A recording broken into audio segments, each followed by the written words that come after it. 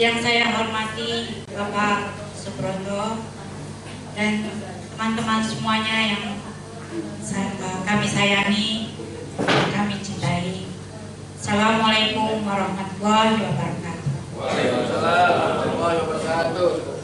Pertama-tama kita panjatkan puji syukur kehadirat Allah Subhanahu wa Ta'ala atas limpah dan rahmatnya kepada kita semua, sehingga kita bisa dapat berkumpul bersama-sama di kota Tegal tercinta ini, di ruangan ini. Malam ini adalah malam yang kita tunggu-tunggu, di mana kita bisa berkumpul bersama-sama, bernostalgia bersama-sama, mengenang kembali waktu kita masih di SMA, dan mungkin banyak yang lupa dengan satu dengan yang lain, dan kita akan berkenalan kembali.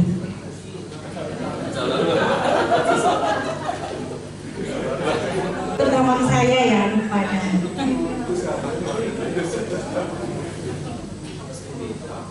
Kami sampaikan terima kasih sebesar-besarnya kepada teman-teman atas kesediaannya, atas semangatnya untuk bisa berkumpul bersama-sama kita mengadakan reuni kelas kita, kelas tercinta 17.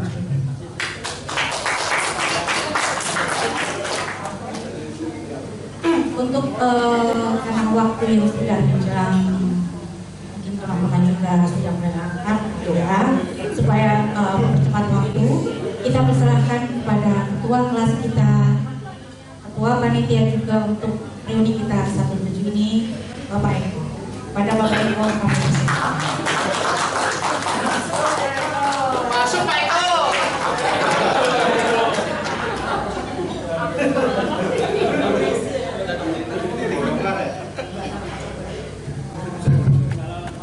Assalamualaikum. Orang mana? Ketua kelas, ketua panitia, ketua Oke, dulu Citur. Assalamualaikum warahmatullahi wabarakatuh. Salam sejahtera buat kita semua. Ya, puji syukur, alhamdulillah kita panjatkan atas kepada Allah atas karunia-Nya sehingga kita dapat berkumpul kali ini, ya. Karena seingat kita nih, ini acara dadakan yang kemudian diprogres cepat, dan alhamdulillah bisa jadi kita ingat waktu itu di grup ada bahasan apa waktu pertama Walahar Plan, benar ingat Walahar. Jadi pengen ketemu di daerah Walahar kan, tempatnya Pipit ya, Upit. Kita punya banyak pembicaraan tapi nggak jadi, walaupun deket gitu Walahar ya. Kemudian yang kedua ada Lembang Plan.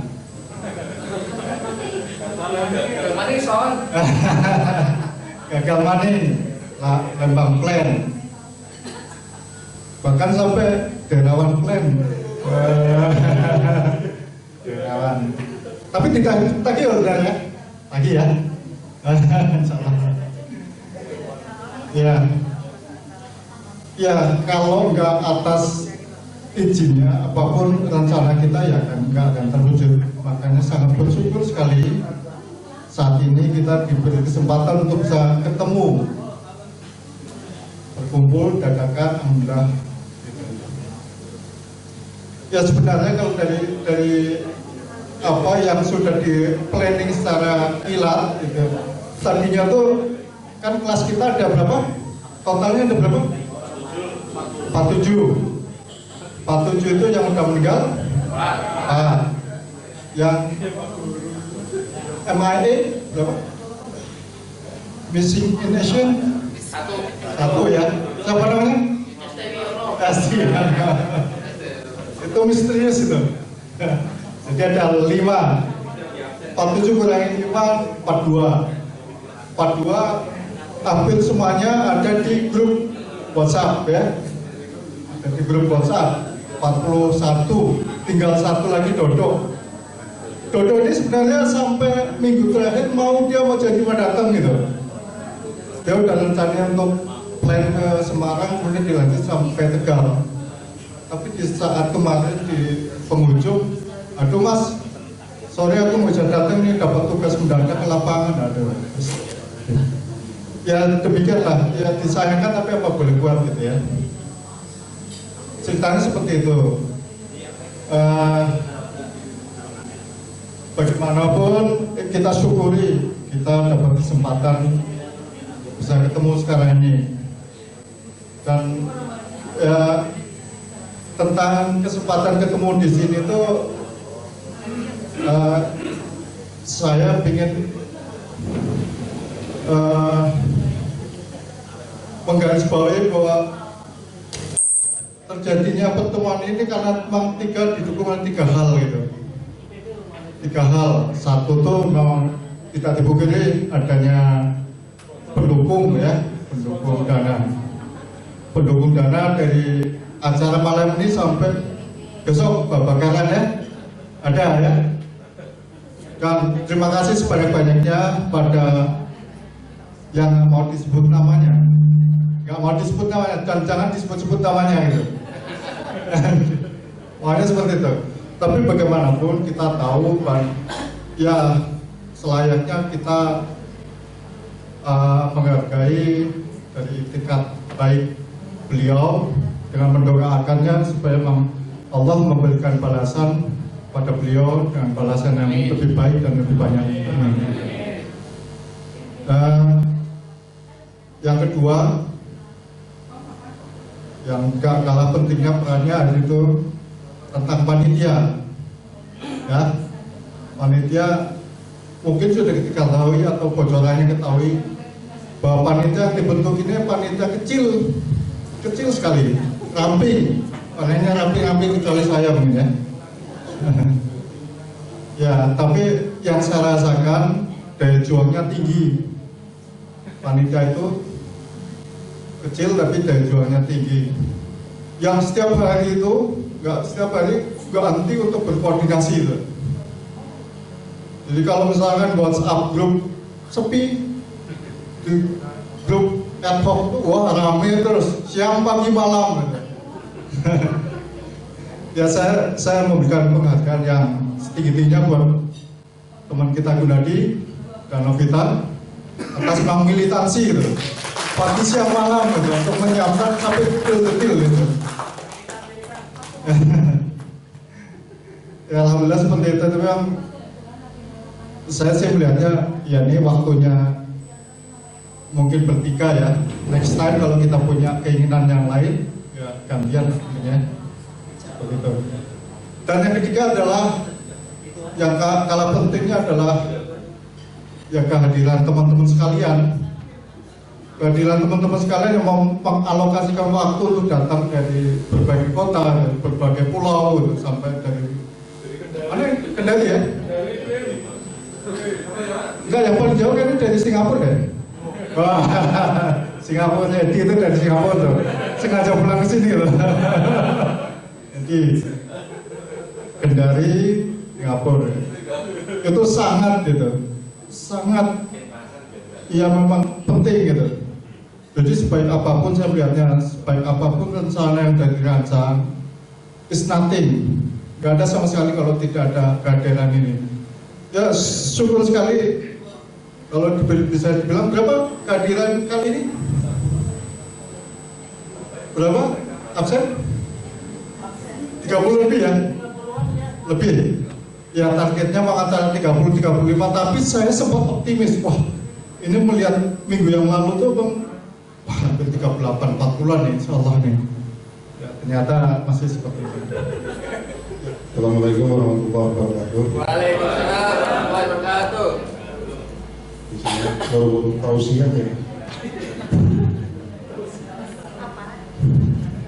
Sebelumnya kepada teman-teman baik yang muslim maupun yang non muslim, mohon maaf kalau apa yang saya sampaikan mungkin nanti tidak berkenan atau tidak pas. Alhamdulillahilladzi هدنا لهذا وما كنا لنهتدي لولا أن هدانا الله أشهد أن لا إله إلا الله وحده لا شريك له وأشهد أن محمدا عبده ورسوله لا نبي بعده اللهم صل على محمد وعلى آله وصحبه ومن تبعهم بإحسان إلى يوم الدin. Puji syukur kita panjatkan kehadirat Allah yang telah kembali mempertemukan kita setelah lebih dari 30 tahun lamanya kita sibuk dengan kehidupan kita masing-masing sehingga tidak sempat kita untuk bertemu, dan baru kali ini Allah mempertemukan kita. Salawat dan salam semoga tetap tercurah kepada junjungan kita Nabi Muhammad SAW. Teman-teman semua yang saya hormati, yang saya cintai, waktu berjalan begitu cepat. Rasanya masih terbayang jelas dalam ingatan kita. Dulu kita pernah bersama dalam satu sekolah, bahkan dalam satu kelas. Tahu-tahu sekarang sudah 30 tahun lebih. Ibu-ibu yang di depan saya ini masih terbayang jelas dulu adalah gadis-gadis cantik yang lucu-lucu. Sekarang sudah jadi ibu-ibu.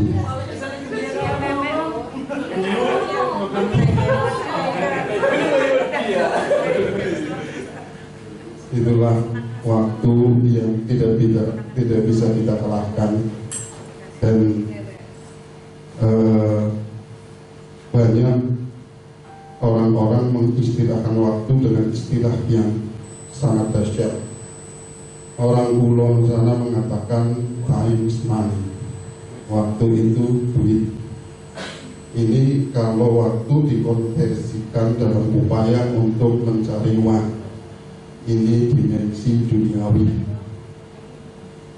Terkandung juga di dalamnya mungkin waktu adalah karir, waktu adalah jabatan, waktu adalah kejayaan secara duniawi. Kemudian kalau kita lihat secara ukhrawi, maka ada seorang ulama, Imam Syafi'i, mengatakan al-waktu syai', waktu adalah pedang.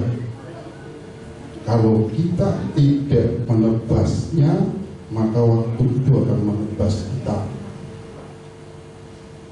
Nah, coba kita mulai membahas dari yang dimensi duniawi. Waktu adalah uang. Setelah 30 tahun lebih kita lalui, apakah kita sudah berhasil mewujudkan time is money itu, ataukah selama ini tetap saja terjadi di BP7, berangkat pagi, pulang petang, penghasilan pas-pasan. Dari dulu sampai sekarang penghasilannya tetap pada 10 koma. Maksudnya tanggal 10 udah koma. Itu silakan dijawab sendiri, karena rangkaian waktu biasanya menghasilkan rangkaian kesempatan. Rangkaian kesempatan ini harus bisa dilihat dengan kepekaan dan diambil dengan keberanian. Saya tidak akan bicara ini panjang lebar, karena tadi udah dipesetin jangan lama-lama. Saya akan mencoba yang kedua, dimensi waktu dari pandangan ukhrawi. Mas Handoko, Mas Bojo, Mbak Opi, mohon maaf kalau apa yang saya sampaikan nanti mungkin ini agak menjurus Mbak Sri Musti. Kata Imam Syafi'i, waktu adalah pedang. Karena kalau kita tidak menebasnya, maka kita akan tertebas. Apa maksudnya? Kalau kita tidak mengisi waktu ini dengan kebaikan, maka waktu akan mengisi dirinya pasti dengan hal-hal yang buruk dan tidak manfaat. Oleh karenanya, kalau kita umat muslim melihat waktu ini di dalam Al-Quran, banyak sekali Allah bersumpah tentang waktu. Ada wadduha, waktu duha demi waktu duha, wan nahar demi waktu siang, wal lail demi waktu malam. Dan ada satu surat dalam Al-Quran yang menyangkut waktu yang saya yakin semua kita kenal. Karena dulu, kalau dulu saya kecil ngaji itu selalu akhirnya ditutup dengan wal asri innal insana lafi khusr. Pasti. Nah, satu surat itu adalah surat Al-Asr yang diawali dengan wal asr. Bisa sebagian orang terjemahkan demi waktu, ada yang menerjemahkan demi waktu asar. Tapi di sini surat ini pendek, tapi kata Imam Syafi'i mengatakan seandainya Allah tidak menurunkan Al-Quran, cukup menurunkan satu surat ini, maka sudah cukup untuk menjadi hujah. Coba kita lihat, wal asri innal insana lafi khusr. Sesungguhnya manusia itu dalam kerugian, waktunya semuanya rugi. Ini mohon maaf, ini saya dari sisi ukrobi. Jadi walaupun di dunia yang tadi time is money-nya berhasil, tapi kalau dilihat dari sisi akhirat menjadi rugi.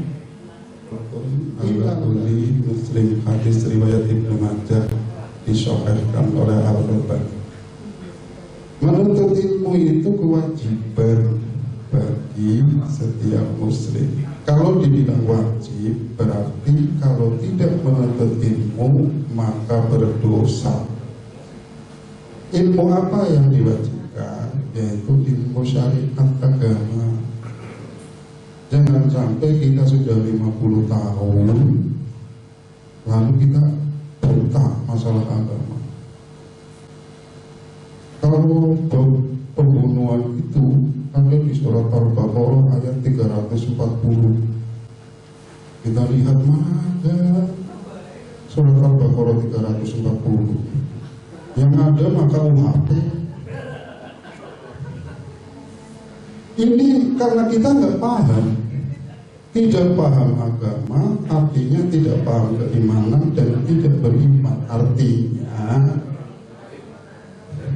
ilalladzina amanu, kecuali orang yang beriman adalah orang yang mengisi waktunya dengan menuntut ilmu syar'i. Sudahkah kita paham tentang agama kita? Surat Al-Baqarah ada beberapa ayat kan?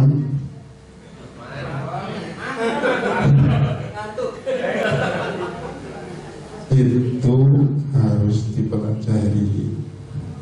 Nah, kemudian wa amilus sholih, setelah dipelajari diamalkan.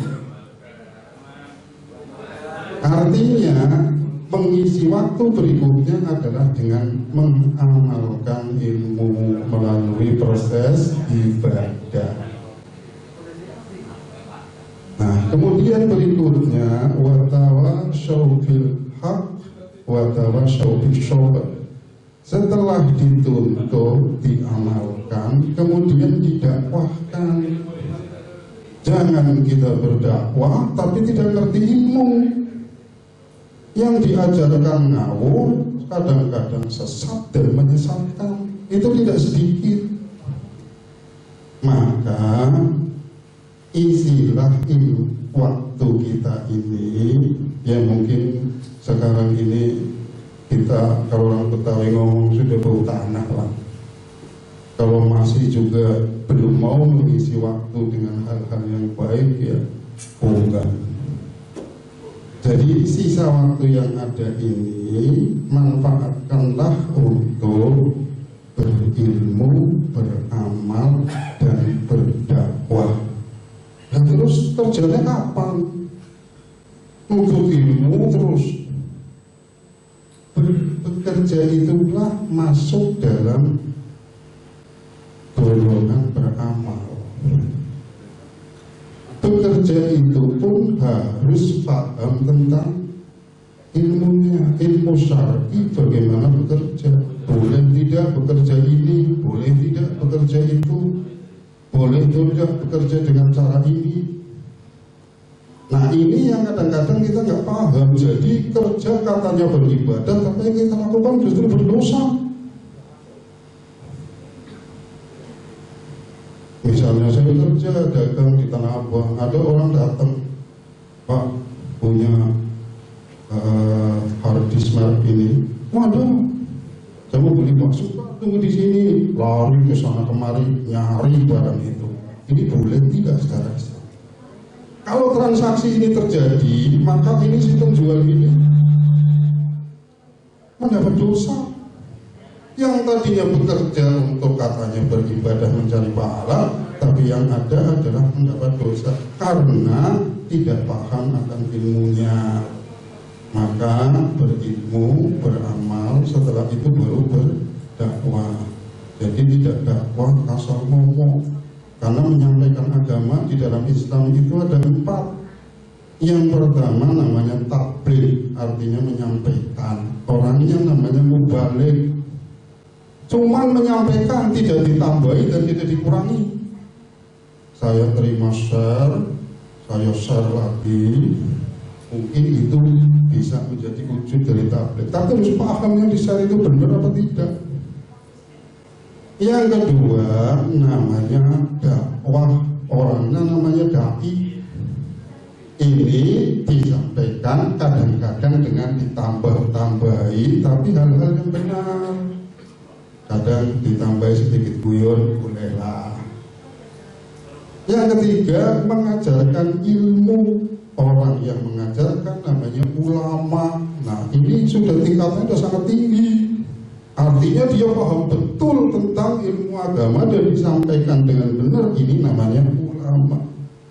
Yang keempat, orang yang sudah bisa berfatwa. Orangnya namanya qadhi. Ini tingkatan yang tertinggi.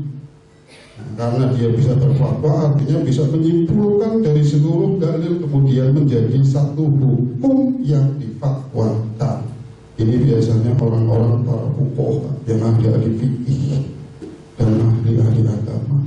Jadi ini yang ingin saya sampaikan, baik dimensi duniawi maupun ukhrawi. Mari kita manfaatkan sisa waktu yang ada. Yang masih berpikir time is money, saya masih kejar, monggo. 50 tahun itu kalau banyak orang yang menganggap itu usia muda. Nah, kalau masih ada kesempatan, ya silahkan ambil kesempatan itu untuk mewujudkan sasaran memanfaatkan waktu dari sisi dimensi duniawi. Syukur-syukur sudah kayak Pak Dr. Nugroho misalnya, penghasilannya sudah bulat, tidak pakai koma.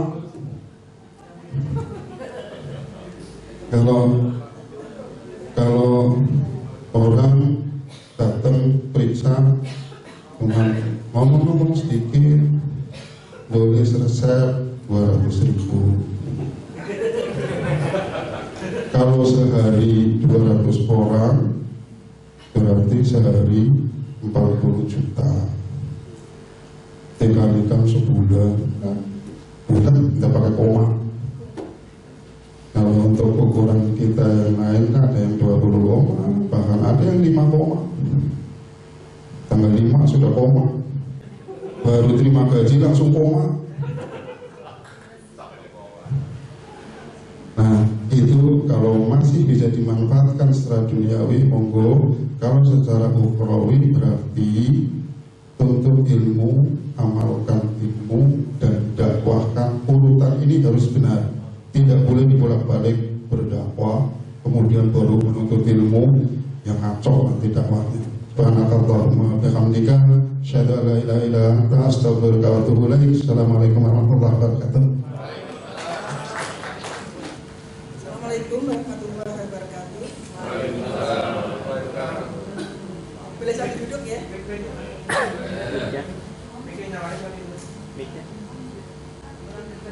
Ya, kurang dekat.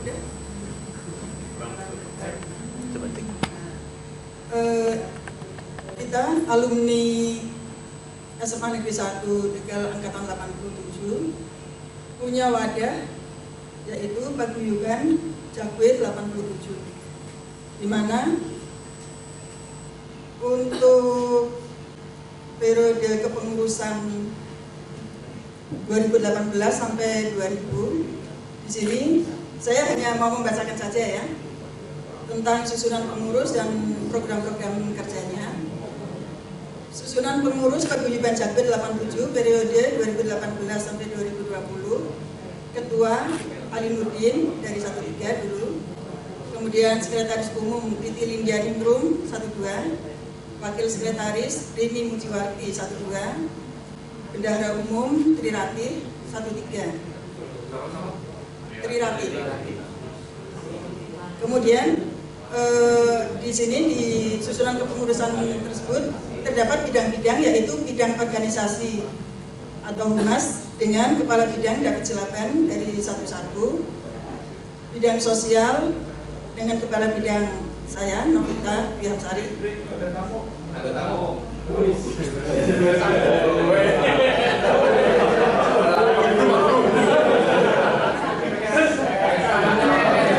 selamat datang buat Mas Iwan.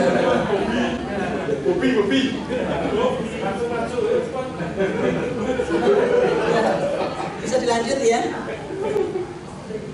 Jadi kita ada susunan kepengurusan ada 3 bidang, bidang organisasi, bidang sosial, dan bidang usaha ekonomi. Tadi yang ketiga bidang usaha ekonomi, kepala bidangnya Darmanto. Di samping itu ada koordinator daerah Jabodetabek dan Bandung, koordinatornya Eko Nur Ketuko. Untuk koordinator daerah Tegal, Ping An, dan untuk daerah lainnya Ali Imron. Selain itu ada kita mengadakan pengajian untuk wilayah Jabodetabek dan wilayah Tegal dan sekitarnya. Untuk wilayah Tegal dan sekitarnya diketuai oleh Abdullah Sorwahan dari 15. Sedangkan untuk Jabodetabek dan sekitarnya dengan ketuanya teman kita Ustadz Darmanto. Selanjutnya di sini keputusan kepengurusan baru sesuai dengan serangkaian hasil rapat pengurus Paguyuban Jakpir telah dihasilkan beberapa keputusan. Yang pertama, dari bendahara, iuran rutin tahunan ditetapkan sebesar 200.000 per tahun terhitung mulai 1 Januari 2018. Sekedar untuk diketahui bahwa ini sudah turun dari sebelumnya ditetapkan 240 dengan jumlah yang mengiurkannya itu masih sangat kurang sehingga diturunkan menjadi 200.000. Diharapkan akan semakin banyak yang membayar iuran. Kemudian yang kedua, dari bendahara menerima sumbangan untuk kas di luar iuran rutin tahunan. Semua transfer dana Paguyuban Jakpir 87 melalui rekening Jakpir yang sudah tertera di grup WA SMA 1 ya. Kemudian untuk program bidang sosial, di sini ada program santunan untuk yang sakit dan yang meninggal. Untuk santunan sakit bagi Jakpir yang sakit parah sebesar 300.000 ditambah dengan penggalangan dana. Untuk Jakpir yang sakit harus dirawat di rumah sakit atau opnam, maka mendapat santunan sebesar Rp500.000. Sedangkan untuk santunan bagi keluarga Jakpir yang opnam sebesar Rp300.000. Keluarga di sini mencakup orang tua, anak, suami atau istri. Sedangkan untuk santunan kematian, untuk Jakpir yang meninggal dunia, maka keluarga akan mendapat santunan sebesar Rp500.000. Sedangkan untuk keluarga Jakpir yang meninggal akan mendapat santunan sebesar Rp300.000. Selain program santunan, dari bidang sosial juga mengadakan kegiatan bakti sosial. Salah satunya termasuk seperti kemarin penggalangan dana untuk korban bencana alam, yang waktu itu korban bencana banjir di wilayah Tegal. Kemudian yang terakhir kemarin bencana alam di Palu dan sekitarnya.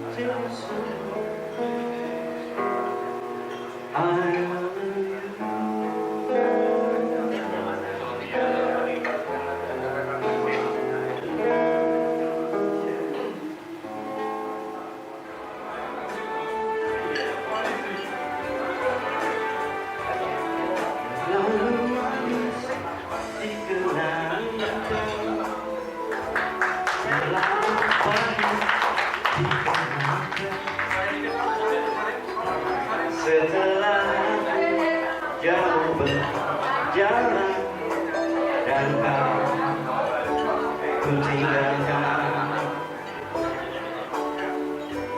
betapa hatiku bersedih mengenang kasih dan sayang. Setulus pesanku kepadamu, engkau kan menunggu. Andaikan kau datang kembali, jawaban apa yang akan ku beri? Adakah jalan yang kau temui untuk kita kembali lagi? Bersinarlah bulan purnama, seindah serta tulus cintanya. Bersinarlah terus sampai nanti lagu ini ku akhiri.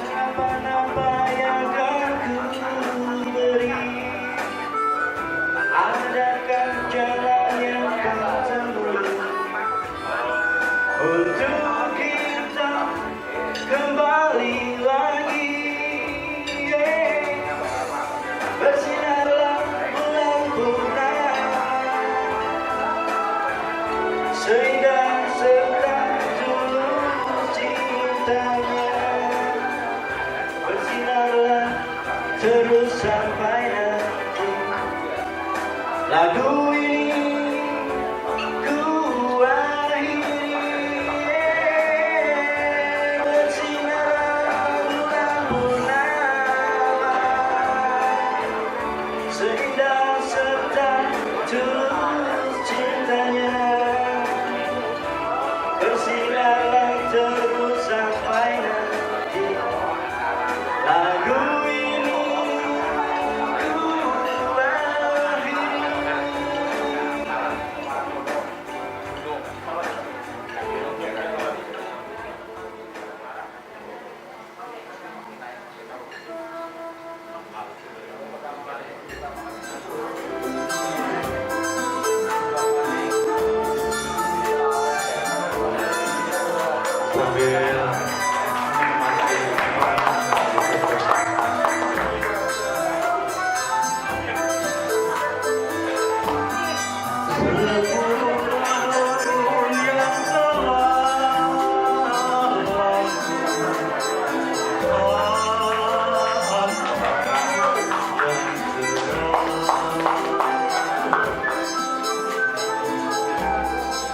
Datanglah sepucuk suratnya, telah lama ku nantikan. Betapa riang rasa hatiku, tak dapat ku ceritakan.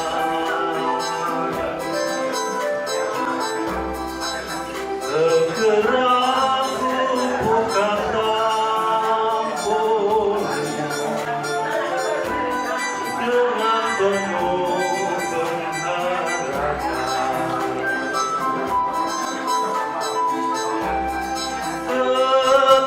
Tetapi harapanku di saat itu kecewa.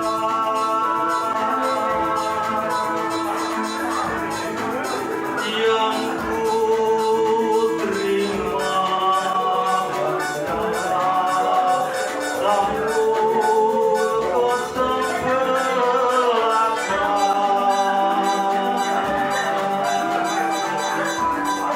Walaupun hatiku remuk redam, sambutnya pun simpan.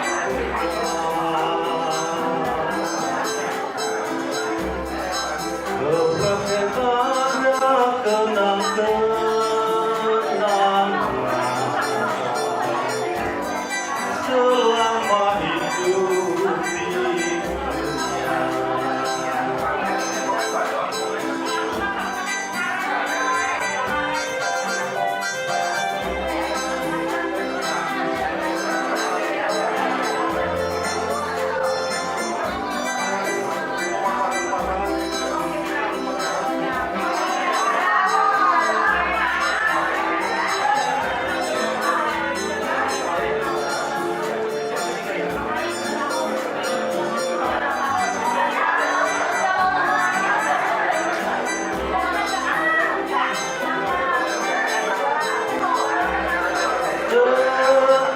Tetapi harapanku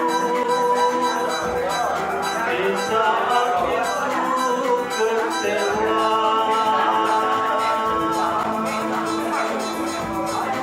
Yang ku terima hanyalah sampul kosong belaka.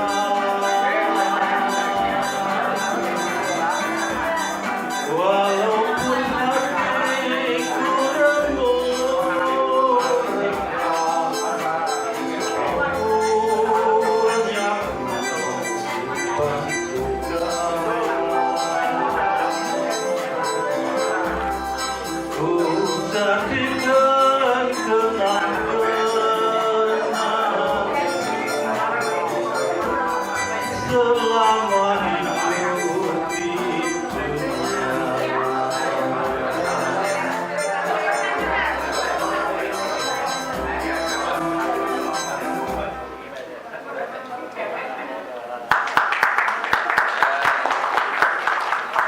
gantian mau berarti.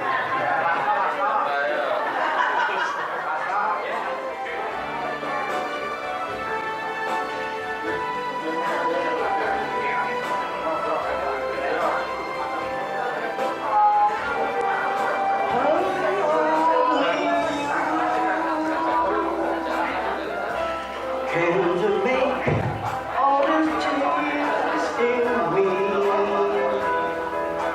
For it's true,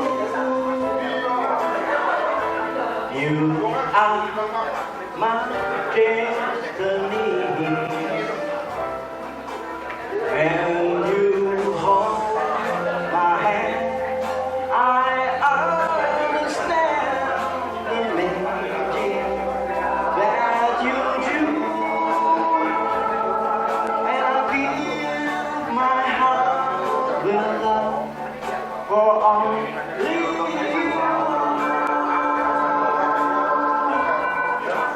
Love you. Can you make all the difference in me?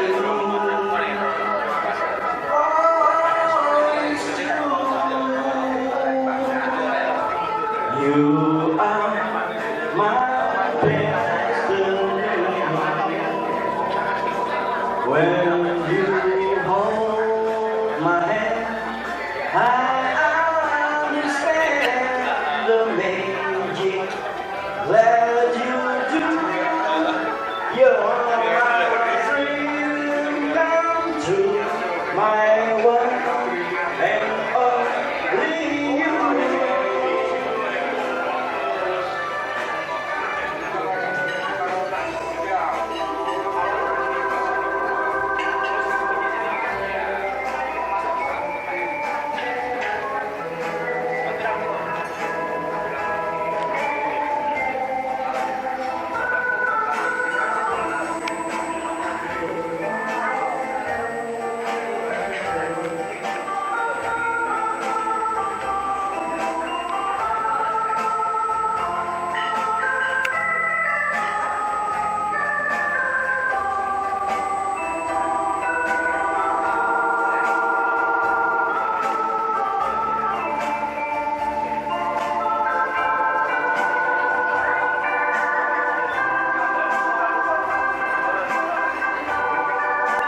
Only you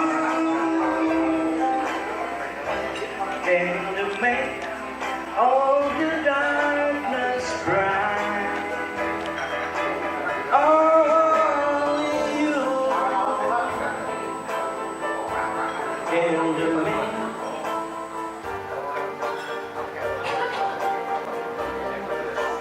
when you hold my hand. I understand the magic that you do. You're my dream come true, my one and only you.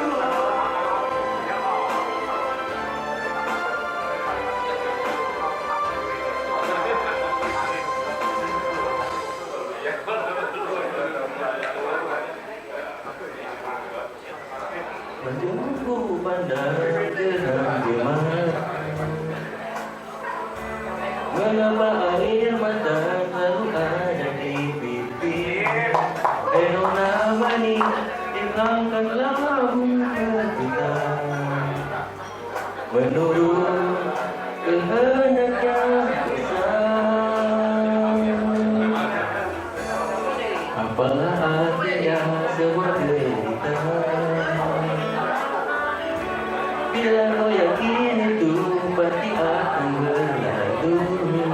Namanya hilangkanlah bunga kita, menurut kehendak yang besar.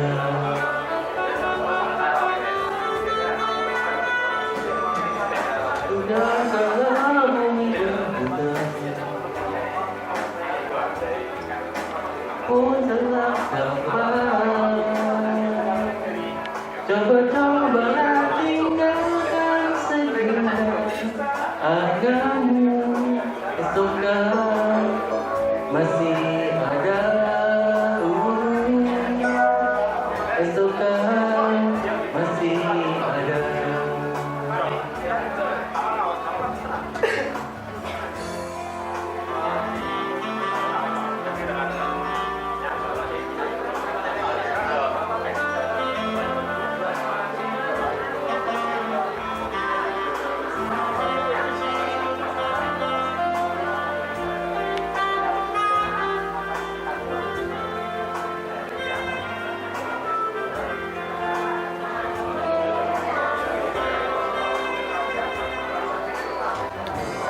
Apalah artinya sebuah derita.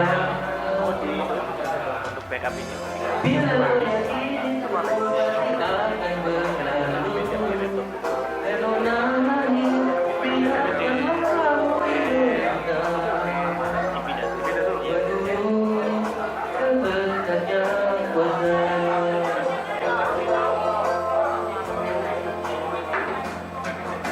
Tuhan kita hidup ini sangat berat, tapi takdirku tak mungkin selalu sama. Terpaku setia arahku, esok tak masih ada, esok tak masih ada.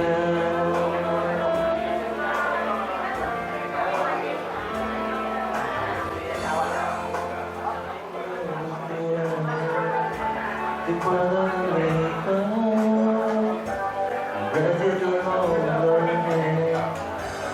and then they ask me, do I look alright? And I say, you look wonderful tonight.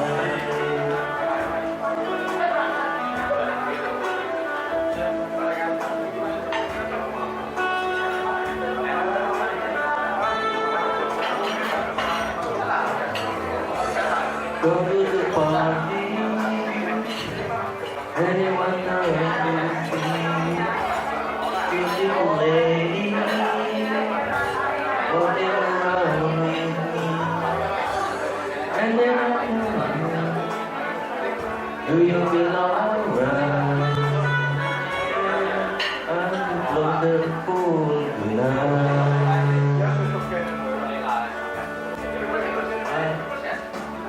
I feel wonderful because I see the love that's in your eyes, and I wonder all along, and I just don't realize how much I love you.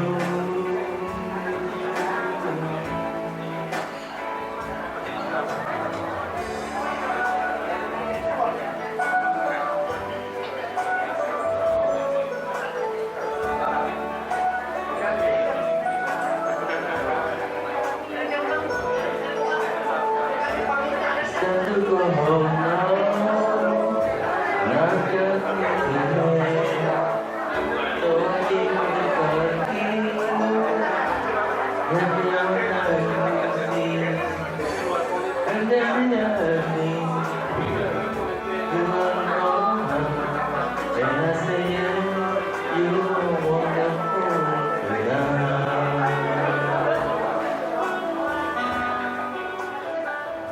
Ternyata saya suruh mendapatkan tugas membacakan salah satu karya guru kita yang seorang sastrawan, masih ingat? Pak Suci S.M. Ratmana, dari kumpulan puisinya yang berjudul Asap Itu Masih Mengenai. Sama sekali tidak kuduga sama sekali bahwa hasratan kita-kita yang sudah terpendam sekian bulan tercapai di tempat umum seperti kereta api ini, bukan di kamar, bukan di kursi malam atau ruang lain di rumah pondokan kami. Ajaib, sungguh ajaib. Tiba-tiba aku tidak bisa mengendalikan emosi. Pemandangan yang luar biasa itu tidak cukup kunikmati seorang diri. Orang lain pun kuberitahu, Pak, lihatlah, dia tidur. Kataku pada laki tua yang duduk di sebelah kanan. Orang itu menatap keheranan. Lihatlah, dia dalam keadaan tidur. Kataku lagi dengan nada berbisik, ada yang tidur? Gak ada. Ya, lantas ada apa? Oh, Bapak tidak tahu. Kawanku ini tidak pernah tidur selama 3 bulan. Malah 4 bulan. Sungguh 110 hari plus 110 malam dia melek terus-terus. Kataku dengan penuh semangat. Orang-orang yang mendengar omonganku keheranan, semua terpukau. Aku pun makin berkobar berbicara tentang pengalaman selama berbekal dengan kawanku ini. Semua melongo dan ikut menatap kawanku yang tengah tidur itu. Kemudian satu persatu memberi komentar. Aku tambah gembira karena tampaknya semua yakin pada kebenaran keterangan. Di tengah suasana yang demikian, tiba-tiba, oh, tubuh kawanku rebah ke samping. Kalau tidak cepat direm oleh orang yang duduk di sebelahnya, pasti dia terjatuh juga. Sedangkan matanya tetap terpejam. Kami jadi kebingungan. Aku cepat bangkit dan mengguncang-guncang tubuhnya. Dia tetap membisu dan memejam. Segera pula dadanya, panggil-panggil namanya dan terakhir kepegang dada hadinya. Aku memekik, peluk di erat-erat. Orang-orang menghuni kami. Suara pun terdengar bergalau. Sudah mati, ya, mati mendadak. Baru saja mereka berdua mengobrol serangan jantung barangkali. Sementara kami mulai memasuki stasiun Pekalongan. Mau tidak mau, aku harus mengangkat tubuh kawanku itu. Orang-orang serentak membantu. Aku tidak sempat berpikir apa-apa selain menurunkan jasad kawanku dari kereta api. Ketika tubuhnya dibalikkan di sebuah bangku panjang di peron, ada orang bertanya, akan dibawa ke mana jenazah itu? Langsung ke rumahnya di Nyongkaan Gang 7A atau ke rumah sakit. Aku tidak bisa menjawab. Aku diam lama sekali. Orang-orang terus berkerumun dan suara mereka tidak hentinya berceloteh. Sedangkan yang mengiang di telanku justru kata-kata yang pernah diucapkan oleh almarhum, penyakit adalah kawan dekat manusia. Pada hari ini dia telah menunjukkan sesuatu yang lebih jauh lagi, bahwa maut juga sahabat dekat kita. Sahabatku dekatku juga. Tegal 1983, karya S.M. Pratmana. Terima kasih untuk terus kita bisa silaturahmi, energi yang luar biasa. Sebenarnya saya setuju dengan teman-teman di belakang tadi. Kita berbagi, kita semua bicara, kita semua cerita tentang pengalaman hidup sekarang, terutama yang dulu yang lucu-lucu. Surprise. Saya dulu pernah ke rumah Siti sekali, bapaknya galak. Padahal saya nggak akan ngapeli gitu. Saya cuma mau pinjam buku asar waktu itu. Ditanya sudah sholat apa belum. Benar, ternyata surprise anaknya sekarang lebih beling dari saya. Saya kelas 1-7 masih termemori ya. Kelas 2 sedikit paling Handoko Abdul Wahid lomba apa PSBB bengok-bengok dari belakang. Kelas 3 sudah hilang sama sekali. Yang tidak lupa Darmanto, kakak kelas saya tercinta. Di UGM ini saya di kelasnya Darmanto.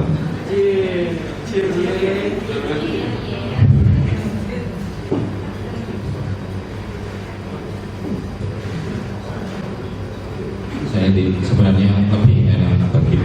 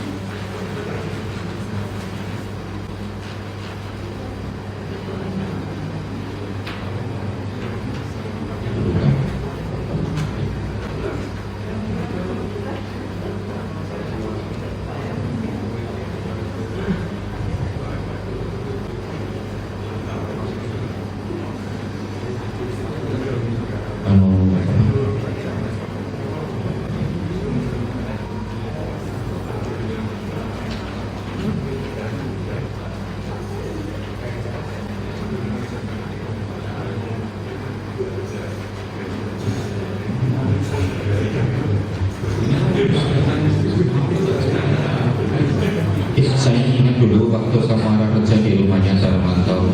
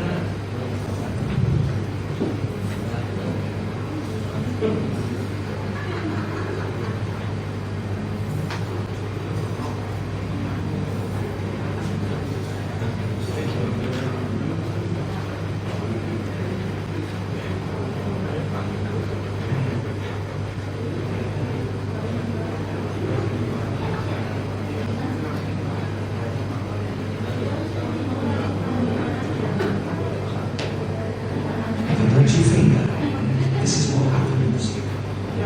You pull your hand away. Why? Well, a message is sent along the sensory neurons. Saya ingin menggambarkan sebuah sensasi nyeri to the muscles. sakit apapun. It's a rapid protective response to get you out of trouble fast and doesn't directly involve Apa yang terjadi ketika kita mengalami nyeri? So inside the spinal cord, the signal is received, a connecting neuron is brought into action, this activates Ketika kita nyeri dilaporkan ke otak, kita mempersepsi, kemudian kita bisa mengambil.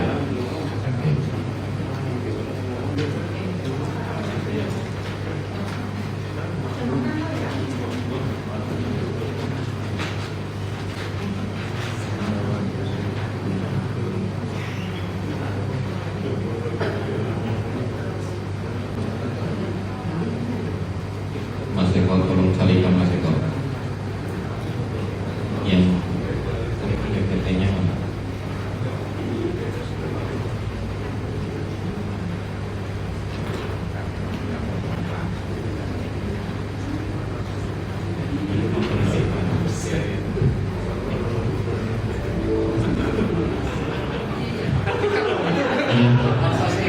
Jadi mohon teman-teman tidak usah minta oleh-oleh ke kaji Darmanto, buku macan banyak-banyak tidak usah.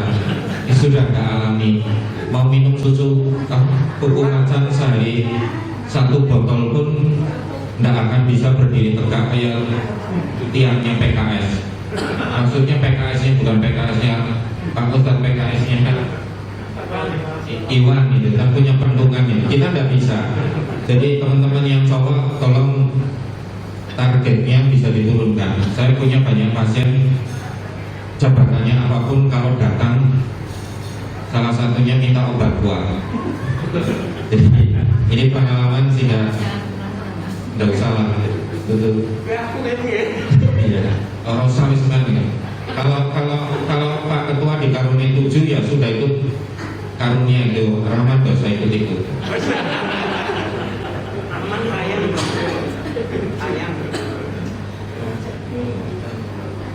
Jadi tidak usahlah menggunakan obat-obatan.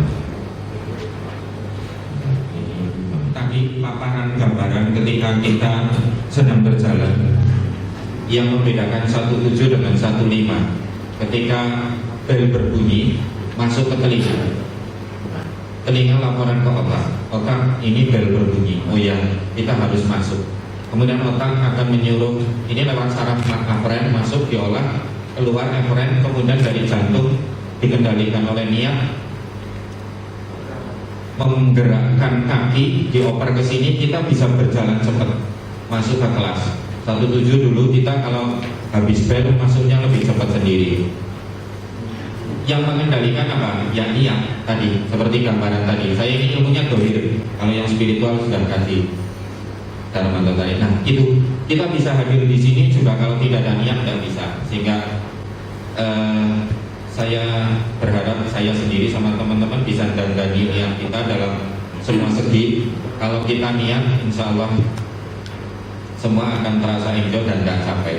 Yang kedua tadi, ketika ibu-ibu misalnya ketusuk apa tadi, jarum, mohon maaf kalau kita yang beragama Islam akan mengucap apa? Astagfirullah, innalillahi. Tetapi yang kerja di pasar pagi biasanya apa? Iya itu. Ada asam, ada adu, ada binatangnya. Bagaimana mulut mengeluh? Itu sangat tergantung kekuatan hati. Nah, ketika kita usianya sudah begini, kalau kita pinggangnya sakit, lututnya sakit, kepalanya pusing, sebenarnya saya bilang sama Pak Ustadz Yunus, tidak perlu obat. Kita cara mengobati obat sakit itu begini. Ketika lutut sakit, lutut itu akan laporan ke sini. Hei otak, lutut terasa sakit. Oh iya benar sakit. Sehingga kita akan merasakan. Nah, motongnya sakit itu di mana? Kita biasa ditempeli koyo di sini. Kemudian dikerok. Ya. Kemudian mekanisme obat diminum itu kalau kita minum obat masuk ke perut, laporan ke sini. Nah, di sini akan mendistribusi sesuai organ mana yang sakit. Kalau pinggang yang sakit, obat dikirim ke sini. Lutut yang sakit dikirim ke sini, obatnya sama. Nah, kira-kira kalau misalnya kita sakit, tadi ada pasien saya pengalaman, ada pasien dikompres di sini dengan koyo yang lubang-lubang itu ada 3. Saya bilang, Bu, kalau ini diganti uang 100.000 10, kira-kira sembuh nggak, Bu? Oh sembuh, pasti saya. Tapi Pak dokter yang ngasih saya bawa pulang. Itu suatu spontanitas, artinya bahwa koyo ini bisa diganti dengan uang yang secara teori tidak bermakna, tetapi secara sugestif dia bisa menyembuhkan. Ada mitos di masyarakat ketika berobat ke dokter panas gitu, membawa anaknya baru sampai sudah sembuh, sudah turun panasnya. Secara medis enggak, itu adalah sugesti, placebo. Sehingga dengan harapan itu kita bisa memainkan rasa atas dasar keimanan kita. Sakit apapun, tadi ya ujungnya ilmunya Ustadz Darmanto sebenarnya, wa idza maritu fa huwa yashfi. Semuanya Allah yang menyembuhkan. Tetapi kalau hakikat itu bisa kita pegang, kita sakit apapun gak akan Rasulullah, gak akan sakit. Yang kedua, kita salah satu kita reuni itu juga menyehatkan. Kita lihat, kita motong obat di sana. Nah, obat itu kalau diminum ada beberapa macam.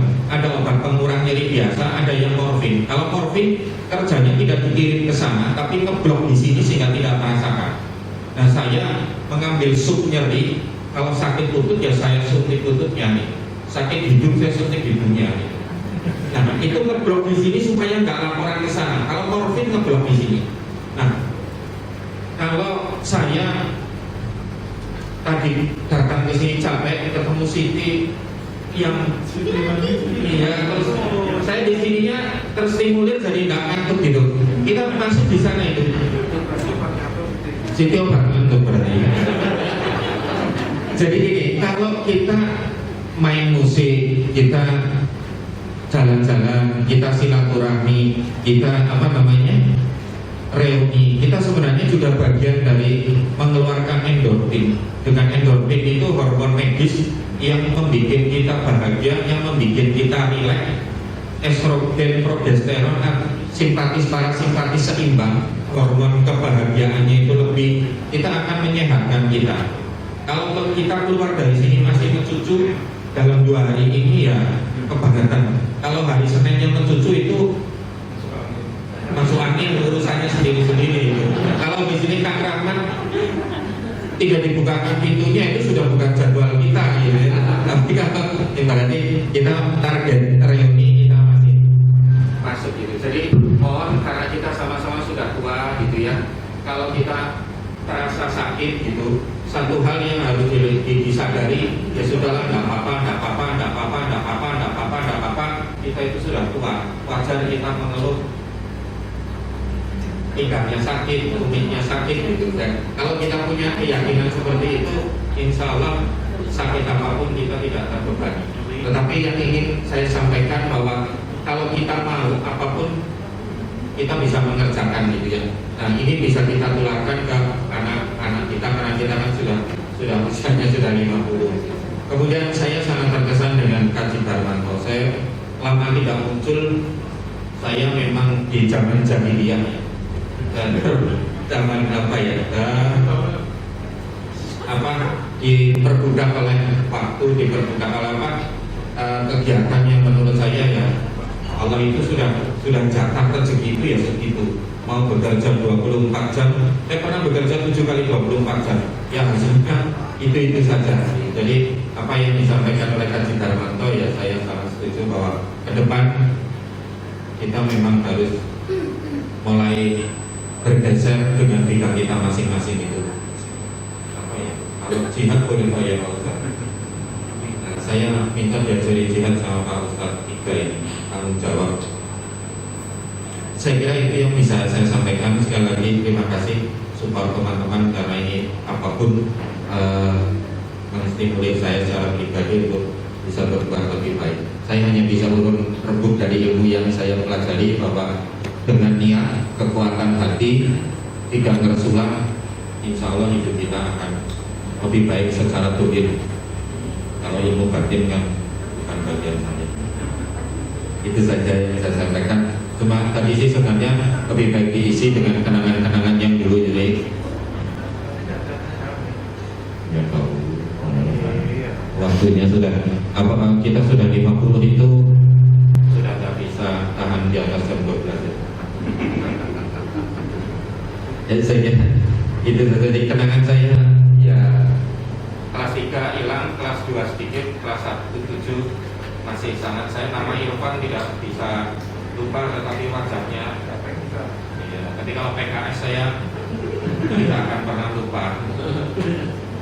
PKS ya, memang dulu paling kenal PKS ya, tentara elitnya masa dan PKS.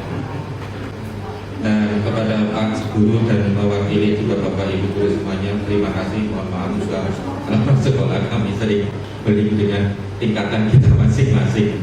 Semoga Allah membalas jasa Bapak Ibu Guru kita. Amin. Itu saja, terima kasih. Assalamualaikum warahmatullahi wabarakatuh.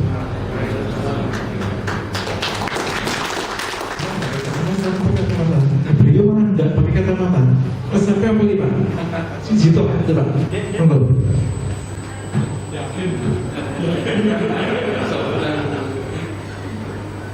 Jadi anak saya cuma satu, laki-laki. Senangnya berkelahi sama main bola. Beberapa kali saya kacamatanya pecah. Saya berpikir kalau di Lasik waktu itu teknologi yang terbaru waktu itu tidak bisa karena ketebalan kornea saya tidak cukup, sehingga waktu itu kebetulan saya juga mau kepingin sekolah. Kalau sekolah kan butuh juga apa ya, mobilitas yang tinggi, sehingga saya konsultasi berpikir akhirnya saya tanam lensa. Jadi kacamatanya ditaruh di dalam. Alhamdulillah yang secara teori kadang ada efek. Alhamdulillah berarti sudah berapa ya?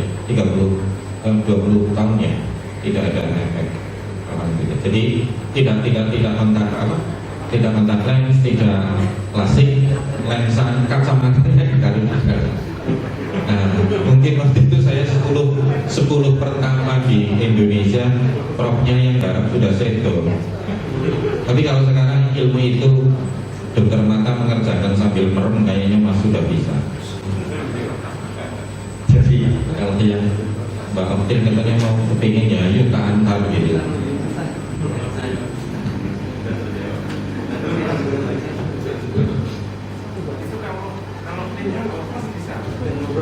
Ning plus semuanya bisa digarap.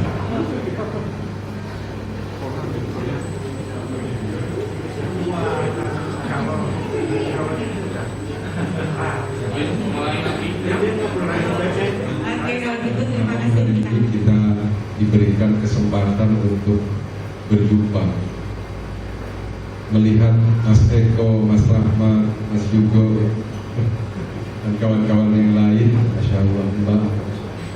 Itu aja buat saya sudah satu kesenangan tersendiri, satu happiness, satu kebahagiaan tersendiri.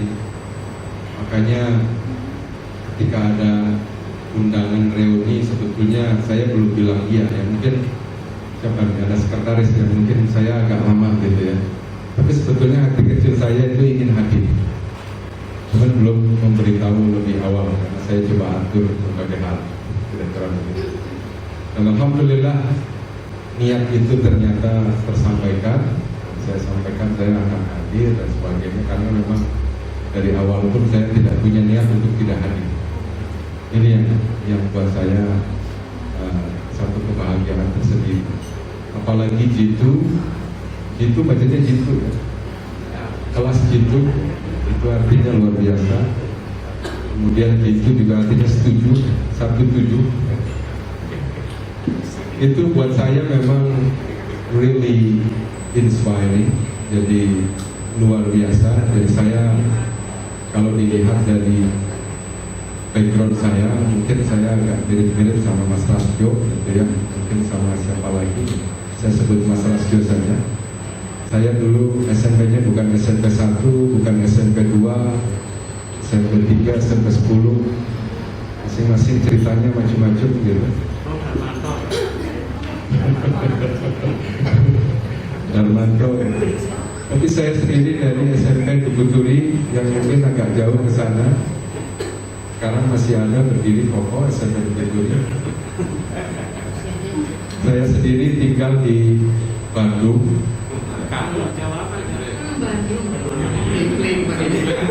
Sebetulnya nggak ada kimplingnya. Kalau pasarnya memang namanya Kimpling, sampai hari ini pun juga Kimpling dipaksakan masuk ke Kelurahan Bandung. Dulunya Depok. Di Bandung sekarang menjadi bagian dari kota Tegal. Iya. Menjadi nggak enak di anak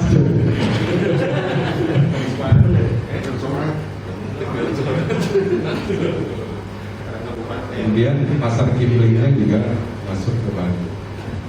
Sehingga nama Bandung Kimpling saya kira nggak bisa dipisahkan. Oke, saya nggak cerita ke Bandung Kimpling ya. Tapi terus terang masuk 17 itu satu kebahagiaan tersendiri berjumpa dengan kawan-kawan yang hebat-hebat semuanya. Ada Pak Nurhayati, Suwarno, yang kata Pak Ratmana itu Nohor Hajati gitu ya. Benar ya? Saya ingin Pak S.N. Ratmana luar biasa. Beliau kalau nulis itu dia nulisnya kanan gitu ya. Tiba-tiba kirinya gitu ya. Itu luar biasa. Dan berbagai kesan yang luar biasa yang lain. Dan terus terang I was very happy saat itu berjumpa dengan kawan-kawan semuanya yang ada di sana. Dan itu satu kesempatan yang luar biasa yang mendrive saya untuk bisa ke depan lebih baik. Itu kesan saya terkait dengan 17. Tapi kalau amanahnya itu ternyata bukan ngomongin 17 ya, ngomongin golden age ya, meaningful life. Jadi bagaimana mensyukuri golden age gitu ya, di umur 40-an sebetulnya. 40-an kalau di terminologi Al-Quran itu di usia 40. Itu disebutkan oleh Allah Subhanahu wa Ta'ala terkait dengan usia 40. Ini luar biasa, dan kita hendaklah pada saat usia 40 lebih banyak bersyukur kepada Allah, karena pada saat itu usia kita matang, dan ketika usia matang itu kita pun juga sudah melihat bagaimana menjadi orang tua. Kemudian kita juga rata-rata masih punya orang tua di usia 40. Sekarang sudah masuk di 50, jadi mungkin sebagian sudah nggak ada, termasuk orang tua saya juga sudah nggak ada.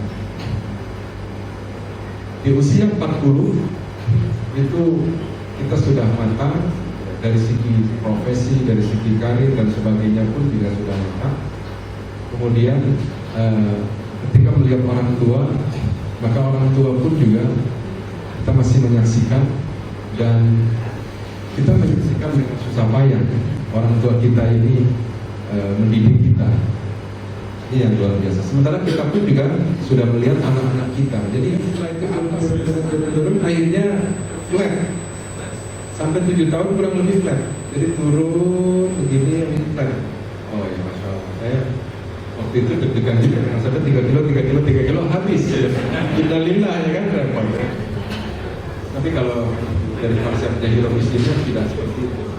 Dan tidak boleh stres. Jadi kalau misalnya ngelihat risol gitu ya, risol itu digoreng, lalu kita pengen makan, sekali-sekali boleh. Tapi jangan sekali-sekali tiap hari ya. Sekali-sekali boleh dalam kerangka supaya tidak stres. Tapi tadi juga Mas Handoko nanya apakah nggak stres lihatin. Saya justru ketika ngelihat makanan itu sekarang sudah ada apa ya? Mungkin ilmu syaraf barangkali, saya nggak tahu nih. Ilmu pikiran dan sebagainya yang memang sudah dibuat format seperti itu sehingga melihat gorengan saya sudah nggak ingin lagi makan, nggak ada rasa keinginan makan. Oke. Jawabin sekalian yang saya muliakan.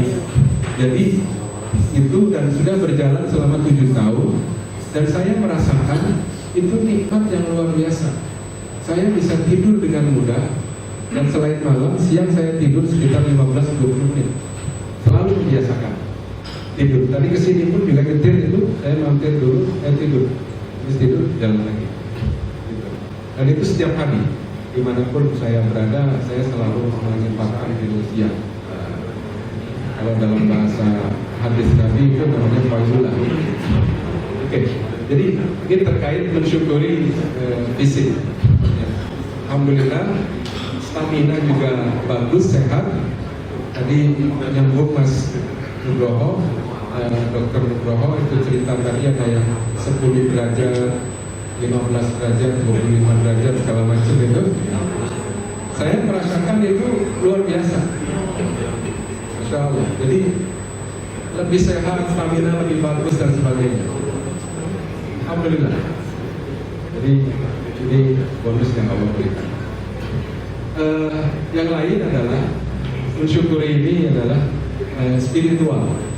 Tadi sudah disampaikan sama Mas Darmanto, sama Dr. Nugroho bahwasanya ke depan bagaimanapun kita harus punya visi ke depan, dan visi ke depan adalah tidak lain adalah visi spiritual, karena yang lain lagi.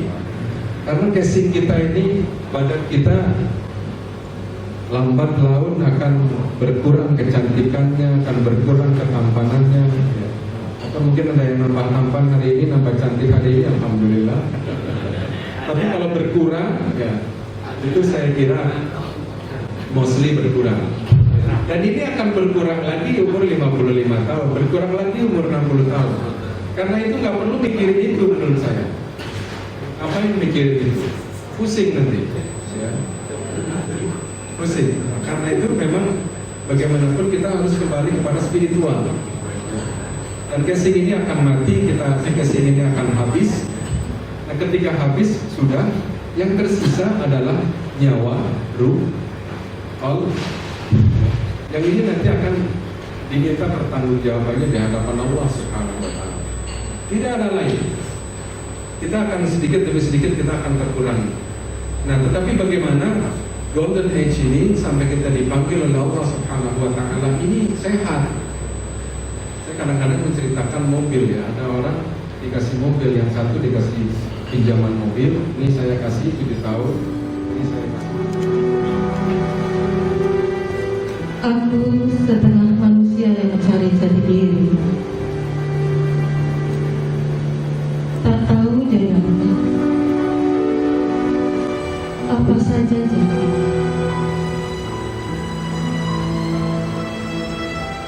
Pernah ku ingin jadi air, tetesnya menghilangkan kerinduan, sedangkan aku bergantung padamu. Ku ingin menyatu saja dengan air, terlahir dari tanah bersama cahaya matahari setia, serta berputar kandungan dunia. Lalu semesta mengingatkan aku, jangan mau, tidaklah seberapa sulitnya dibanding di kehidupan nanti. Masa sekarang niscaya akan dimintai laporannya di masa nanti. pertanggungjawaban yang perlu dipersiapkan.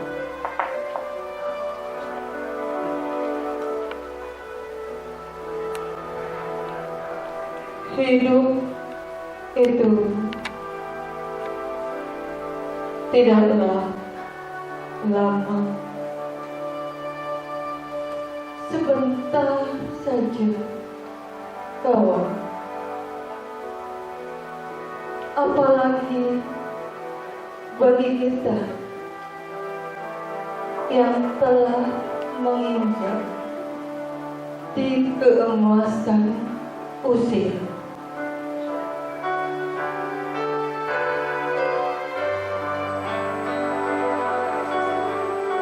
Rabbana zalamna anfusana wa in taghfir lana wa tarhamna lanakunanna minal khasirin. Duhai Rabb kami, sungguh kami telah menganiaya diri kami sendiri.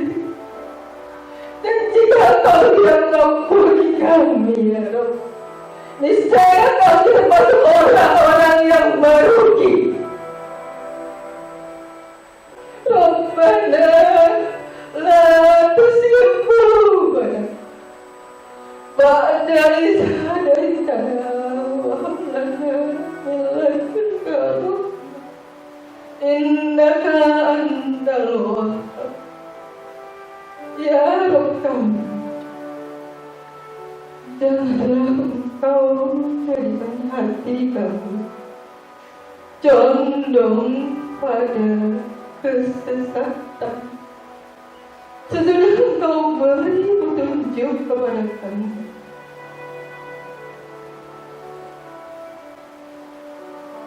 Dan jauhkanlah kami pada rahmat dari sisi Allah, karena sesungguhnya Engkaulah yang Maha Pemberi karunia.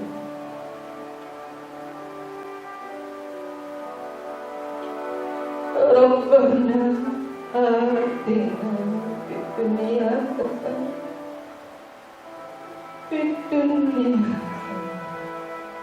fid dunya hasanah wa fil akhirati hasanah wa fil akhirati hasanah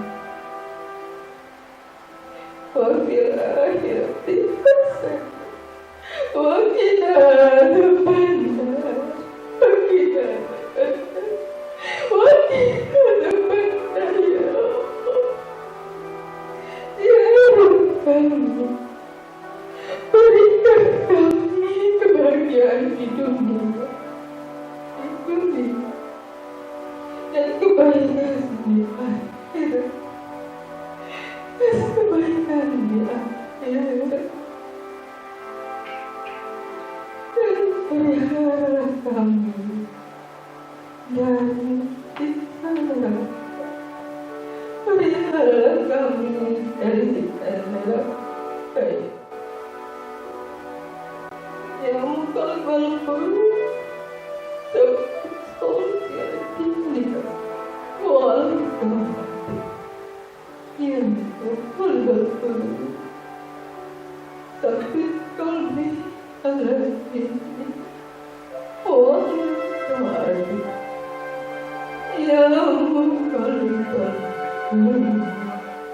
Qulub, tsabbit qalbi ala dinika wal qulub. Duhai Zat yang Maha membolak-balikkan hati,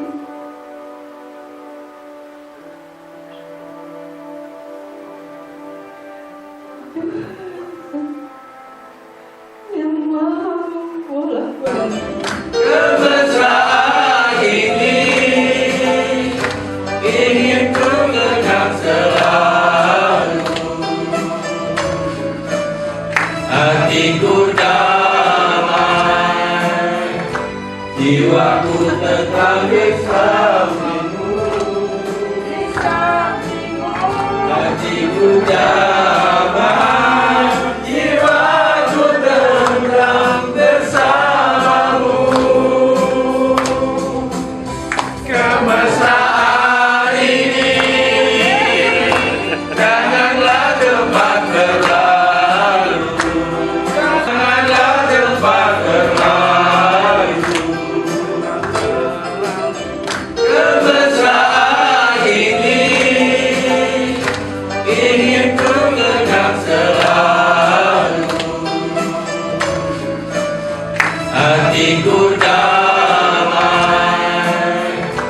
jiwaku tetap di sampingmu, hatiku damai, jiwaku tenang bersamamu. Kemesraan ini janganlah cepat berlalu, janganlah terlalu. Kemesraan ini ingin ku kenang selalu, hatiku damai, jiwaku tetap bersama.